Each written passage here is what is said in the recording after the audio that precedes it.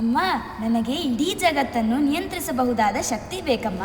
ಇಲ್ಲ ಮಗಳೇ, ಎಷ್ಟು ಶಕ್ತಿ ಇದ್ರೂ ನಿನ್ನ ಶಕ್ತಿ ಏನು ಮತ್ತು ಅದನ್ನು ಹೇಗೆ ಬಳಸಬೇಕೆಂದು ನಿನಗೆ ಗೊತ್ತಿರಬೇಕು. ಯಾಕಮ್ಮ?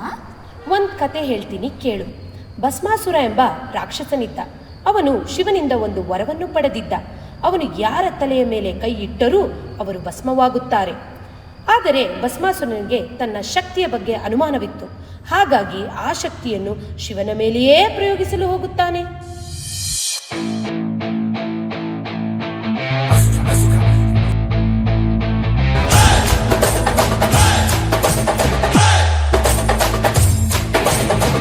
ವಿಶ್ವನಾಯಕ ರಾಜ್ಯ ರಾಜ್ಯಪಾಲಕ ಪರ್ವತಾಲ ನಾಯಕ ಪಾಲಕ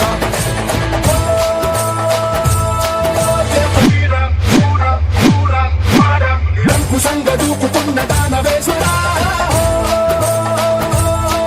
ರಕ್ತಧಾರ ಚೋರ ಘೋರ ಅಘೋರ ತರ್ಕ ಸಂಗರೇ ಕುತುಂಡ ಕಾಲ ಕಿಂಕರ. ಭಸ್ಮಾಸುರ ಶಿವನನ್ನು ಹುಡುಕುತ್ತಿದ್ದಾಗ ಅಪ್ಸರೆಯಂತಿದ್ದ ಸ್ತ್ರೀಯನ್ನು ನೋಡಿದನು. ಅವಳೇ ಮೋಹಿನಿ. खोया है खोया है खोया है खोया दिल से, लहरों में खोई हूँ बूंदे यार जैसे, तारों में चमके जिसकी दो आंखें मैं ही तो हूँ ना, झरनों में गाँव में झीलों से बोलूं आके तू सुनना.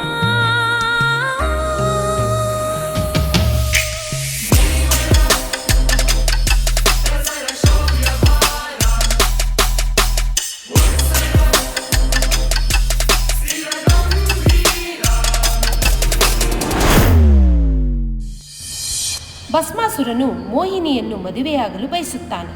ಆಗ ಮೋಹಿನಿ, ನೀನು ನನ್ನಂತೆ ನೃತ್ಯ ಮಾಡಿದರೆ ಮಾತ್ರ ನಾನು ನಿನ್ನನ್ನು ಮದುವೆಯಾಗುತ್ತೇನೆ ಎಂದಳು.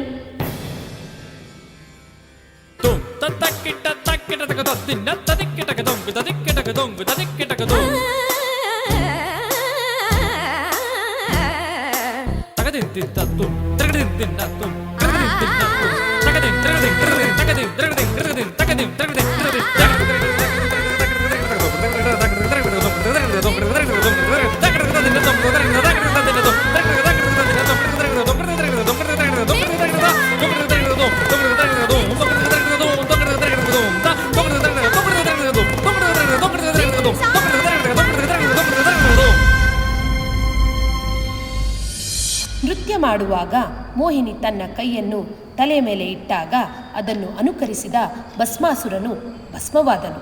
ಅಮ್ಮ, ಆ ಮೋಹಿನಿ ಯಾರು?